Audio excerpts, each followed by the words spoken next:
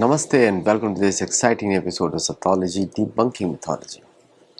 बहुत सारे नए नए डेवलपमेंट हो रहे हैं और पहले तो आप लोग अगर गुरुकुल के लिए साइन अप नहीं किया है तो एप्लीकेशन फॉर्म उधर है, तो आप वहाँ पे ज़रूर साइन अप कर लें। So you join our gurukul और वहाँ पे आप सीखें स्ट्रक्चर्ड वे में सनातन धर्म, और ऑनलाइन भी है ऑफलाइन भी। अगर आप सैन डिएगो में हैं तो सैटरडे संडे को ऑफलाइन होता है, इन पर्सन होता है इन सैन डिएगो, सुबह 10:30 बजे से 12 बजे तक।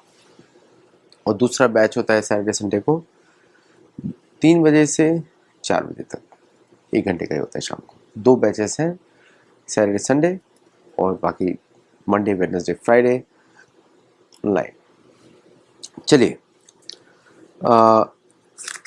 ये जो पाकिस्तान का जो इशू है, पाकिस्तान क्यों मिल रहा है और सऊदी अरेबिया के साथ, एक अरब समिट हुई थी अभी, अरब समिट हुई थी अगेंस्ट इज़राइल। इज़राइल ने अटैक किया कतर के ऊपर, passing through Iraq, Jordan, Syria and then Qatar. उसका रिफ्यूलिंग किया था अमेरिकन प्लेन्स ने, KC-135 टैंकर्स ने, जो दोहा से ही उड़े थे, कतर से ही उड़े थे, और उन्होंने रिफ्यूलिंग करके उसको प्लेन्स को वहाँ पहुँचाया। बहुत बड़ी कॉन्फ्रेंस हुई, सारे इस्लामिक देश मौजूद थे। सारे इस्लामिक देशों में अमेरिकन बेसेस हैं। एक भी इस्लामिक देश नहीं है जहाँ पे अमेरिकन बेस ना हो, एक्सेप्ट UAE, एक ही है शायद। बाकी वहाँ पर भी अमेरिकन इन्वॉल्वमेंट बहुत रहा है शुरू से, तो वी ऑल नो। वो तो अभी थोड़ा सा बदलना शुरू हुआ है। कतर में जो अटैक हुआ तो सारे इस्लामिक देश आ गए, क्योंकि अब इनकी जनता पूछ रही है, भाई तुम कैसे रूलर्स हो कि तुम्हारी प्रजा लड़ती रहती है अमेरिकन इंपीरियलिज्म के विरुद्ध और तुम लोग उनके साथ ही बैठे रहते हो।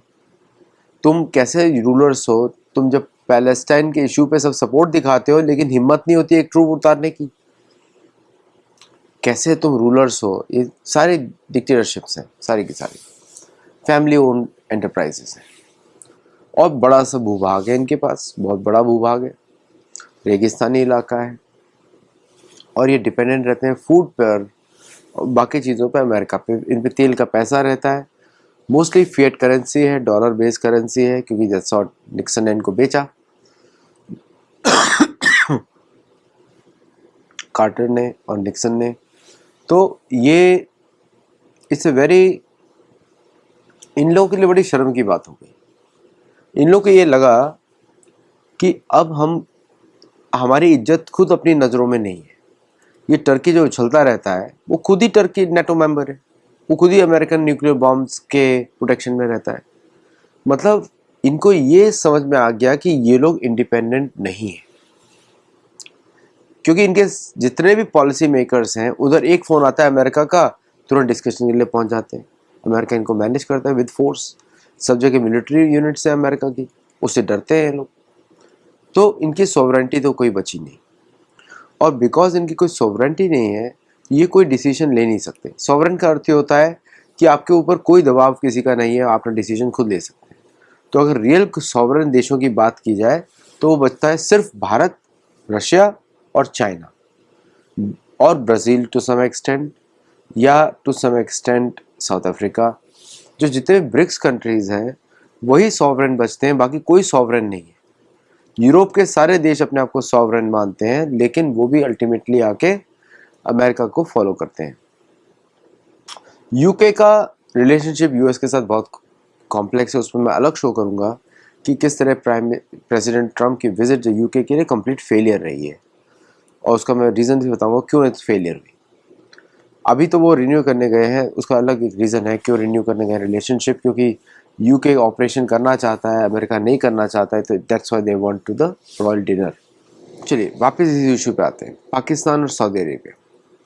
पाकिस्तान और सऊदी अरेबिया का जो रिलेशनशिप है वो काफ़ी क्लोज रहा है, क्योंकि जब भी पाकिस्तान को फाइनेंशियल इशू का फाइनेंशियल प्रॉब्लम हुआ है, तब उसको सऊदी अरेबिया हेल्प करता है।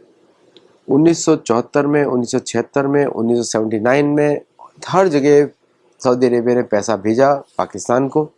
लेकिन अभी मोदी जी की वजह से सऊदी अरेबिया भारत के काफ़ी करीब आ गया, MBS जो है मोदी जी के काफ़ी करीब आ गए और योग स्टूडियोज खुलने शुरू हो गए रियाद में, और रामायण को भी पढ़ाना जाना शुरू अलाउड कर दिया गया, रामायण महाभारत। इनफैक्ट मेरी पुस्तकें भी वहाँ बिकती हैं, तो वहाँ पे पढ़ाना शुरू कर दिया। तो ये इसकी वजह से सऊदी अरेबिया एक तरीके से कॉम्प्रोमाइज़ हो गया।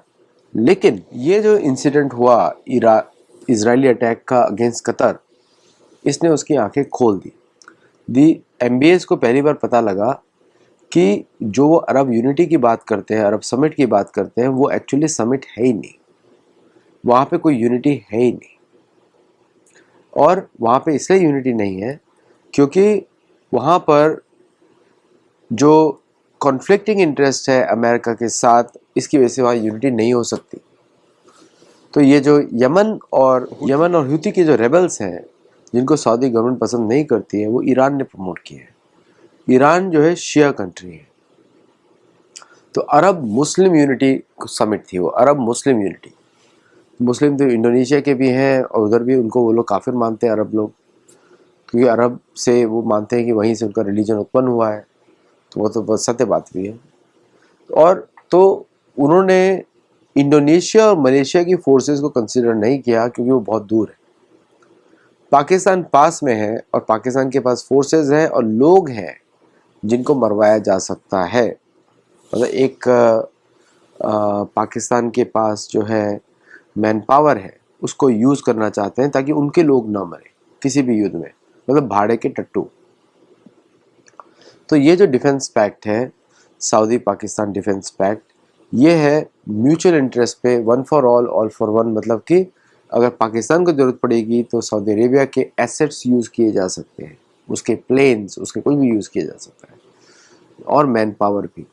और सऊदी अरेबिया को चाहिए कि वो पाकिस्तान का इंफ्रास्ट्रक्चर, उसकी ट्रेनिंग, उसकी फोर्सेस को यूज़ करे in any of the conflict जो सऊदी फेस करता है।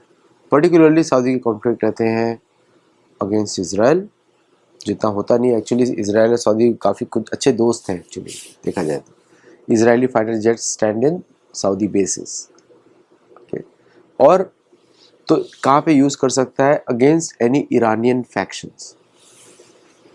तो कौन से फैक्शंस है? हूती के फैक्शंस है, यमनी फैक्शंस है, और बाकी जगह जो सऊदी रिफाइनरीज पर अटैक करवाया जाता है, उसके विरुद्ध पाकिस्तान की फोर्सेस को यूज़ किया जाए। अब यहाँ पे भारत ने एक स्ट्रॉन्ग स्टेटमेंट रिलीज़ किया कि India is aware of this agreement. मतलब पहले मुझे हमको बता दिया गया था एग्रीमेंट MBS के द्वारा, एंड हम लोग वो सब स्टेप्स लेंगे जो हमारी नेशनल सिक्योरिटी के लिए ज़रूरत है। मतलब इंडियन मिसाइल्स जो है इस समय वहाँ पर भी टारगेट कर सकती है सऊदी की तरफ, या इंडियन एयर डिफेंस वहाँ भी टारगेट कर सकता है ऑन सऊदी एसेट्स, अगर वो इस वॉर में इंटरफेयर करते हैं। नाउ इसका एक और इम्प्लीकेशन भी है कि जहाँ पाकिस्तानी इन्वॉल्वमेंट है, वहाँ Indian forces can get involve. तो ये रीजन को चेंज करने का, रीजन की सिक्योरिटी अपैरेटस को चेंज करने का एक बहुत बड़ा स्टेप है फ्रॉम सऊदी एंड पाकिस्तान। अच्छा, इस एग्रीमेंट की जो कंडीशंस हैं, इन्होंने अमेरिका के साथ डिस्कस नहीं करी। उसका रीज़न है क्यों नहीं डिस्कस करी, नहीं तो अमेरिका मना कर देता, क्योंकि दोनों जगह अमेरिका बैठा हुआ है, तो common connection should have been America. उसकी ज़रूरत नहीं थी, क्योंकि इन दोनों पार्टीज़ को अमेरिकन पर ट्रस्ट नहीं है। सऊदी को भी ट्रस्ट नहीं है, इनको भी ट्रस्ट नहीं है, क्योंकि अमेरिका हमेशा इजराइल की मदद करेगा by default on the ground. इनको सिर्फ बेचता है वेपन्स। अभी वापस उसने प्रेडेटर ड्रोन्स बेच दिए कतर को, सऊदी अरेबिया को भी कुछ और बेच रहा है, F-15 भी बेच दिया। वो लोग, उनके पास सारे शस्त्र लेकिन कुछ यूज़ नहीं कर सकते, वो सिर्फ दिखाने के लिए, एरोबैटिक्स के लिए, मिसाइल्स युद्ध के लिए नहीं है। एक दो कहीं मार दिया फाइट करने के लिए, बस उसके लिए। सऊदी मिडिल ईस्ट के जितने भी कंट्रीज़ हैं, वेस्ट एशिया की कंट्रीज़ हैं, वो अपने आप को डिफेंड नहीं कर सकती। उनके पास लड़ना नहीं आता उनको, और ना वो उनके पास कोई स्ट्रैटेजी होती है। तो they are relying on Pakistani expertise to fight, और पाकिस्तानी एक्सपर्टीज चाहे जितना भी मान लें वो नहीं है। पाकिस्तानियों का हमेशा वही हाल होता है, हर युद्ध में वही हालत होता है। अब तो बहुत ही ख़राब हो गया कंडीशन उनकी। न्यूज़ रिपोर्ट समझ जाइएगा, अभी कंडीशन और भी ख़राब है। एम्यूनेशन नहीं है, 7 दिन से ज़्यादा युद्ध नहीं कर सकते वो, 6 दिन से ज़्यादा युद्ध नहीं कर सकते। छोटी गोलियां है, बड़ी गोलियां कुछ है नहीं, तो दे आर कैनॉट फाइट। बड़े गोले हुए कुछ नहीं है, आर्टिलरी नहीं है। और चाइना के साथ, चाइना ने उनके साथ एक और डील साइन किया है डिफेंस कोऑपरेशन का। तो चाइनीज़ इक्विपमेंट और western equipment can not connect with each other, तो एयर डिफेंसेस तो सारे ऐसे ही बेकार हो जाएंगे। तो it's a total hotchpotch scenario, और इसका कोई सिक्योरिटी इम्प्लीकेशन नहीं। बट भारत को अगर ऑफेंसिव एक्शन लेना पड़ेगा, then now Saudi is the legitimate target now, है ना। For India Saudi Arabia is the legitimate target, अभी इसे यही दिखता है। तो सऊदी को तो और डरना चाहिए कि भाई अब आपने कौन सी दुश्मन मोल ले लिया। अभी तक तो इजराइल था। इस पूरे रीजन में 2 एयर फोर्सेस को पावरफुल है, एक इंडिया है, एक इजराइल है, तीसरी अमेरिका की है, लेकिन वो इतनी बड़ी संख्या में है नहीं। और अब इंडिया के पास उसका सारा काट है, so I don't think so American forces कुछ हेल्प कर सकती है यहाँ पे। तो ओनली 2 मेजर एयर फोर्सेज आते हैं, इंडिया एंड इजराइल, और दोनों ठोक पीट सकते हैं। तो India and Israel are happy कि हमारा कॉमन टारगेट आ गया, और इजराइल ने पाकिस्तान को थ्रेटन कर दिया। समझ रहे हैं आप, पाकिस्तान को थ्रेटन कर दिया इजराइल ने। और ये सारे एरियाज हमारे ही हैं एक्चुअली, देखा जाए तो सब हिंदू राष्ट्र था, चोरी करके मार ले सारा। तो एनीवे, तो वहाँ पे इजराइल और भारत तो कोऑपरेट कर रहे हैं। ऐसा मत सोचिए इजराइल जो भारत का दोस्त है, नहीं, इजराइल इतने सारे इंटेलिजेंस ऑपरेशंस करता है भारत के अंदर, you can't even imagine, it's not even funny, इतना इंटेलिजेंस ऑपरेशंस करता है वो। और तो इजराइल भी कोई भारत का दोस्त नहीं है।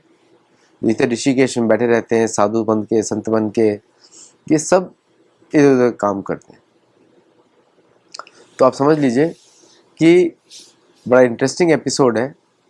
मतलब इतना बेवकूफ़ी की हद होती है सऊदी अरेबिया की, कि आपने बैठे बिठाए भारत से दुश्मनी ले ली सेनाओं में। इसको क्या बोलेंगे, अंधेर नगरी क्या है, क्या है ये, फुलिशनेस, बेवकूफ़ी है। अब Saudi Arabia is a target for India as well as Israel. Anyway, भाई हिंदू बन जाओ, बुद्धिमान हो गए, यही बोलता हूँ, बस हिंदू ही रहो, इतना ही बोल सकता हूँ। क्योंकि दिमाग तो सिर्फ हमारे पास है, ना अंग्रेजों के पास है, ना यूरोपियंस के पास, दिमाग सिर्फ हमारे पास है। और सनातन धर्म हमको इस तरह बड़ा करता है, समा दमा तपा शौचम, हमारे लिए ब्राह्मण पूजनीय है, क्षत्रिय पूजनीय है, वैश्य पूजनीय है, शूद्र पूजनीय है, चारों पूजनीय है। और ब्राह्मणों की, तो हम लोग ऐसे ब्राह्मण ऐसे सोचते हैं, समा दमा तपा शौचम शांतिरार्जम ज्ञान विज्ञान वास्ते की ब्रह्म कर्म स्वभाव। तो अगर हम ब्राह्मण की तरफ से एनालाइज करते हैं तो इट्स ए फुलिश एग्रीमेंट, बेवकूफ़ी वाला एग्रीमेंट। आ बैल मुझे मार, ये वाला है, आ बैल मुझे मार। तो सऊदी अरेबिया बोल रहा है भारत को कि भाई मुझे मारो। मुझे कुछ समझ में नहीं आया। अब मुझे सिर्फ एक ही आउटकम दिखता है, यमन हूती वाला और ईरान। वो तो पहले से पाकिस्तान मारा, तो यहाँ पे पाकिस्तान पिटेगा, ईरान से ही पिटेगा, पाकिस्तान इजराइल से ही पिटेगा, और भारत से ही पिटेगा। तो वो करता रहे बांग्लादेश बांग्लादेश बांग्लादेश, हम तो इसके 4 कंट्रीज में आके पिटाई करेंगे तुम्हारी, साथ में अमेरिका भी मारेगा। Very funny, the whole agreement is funny. Problem solve कर रहे थे कि इजराइल का अटैक ना हो। अब भारत का टारगेट बनवा लिया सऊदी अरेबिया ने। मतलब उस चोंगे में कभी कहीं पे दिमाग नहीं दिखता मुझे चोंगे के अंदर। Anyway, that was lighter note. तो चलिए देखते रहिए, आपको सब कुछ समझ में आ गया होगा। और कनेक्ट करिए और लोगों को चैनल के बारे में बताइए, ताकि हम और इस तरह के विषयों पर डिस्कशन कर सकें। नमस्ते।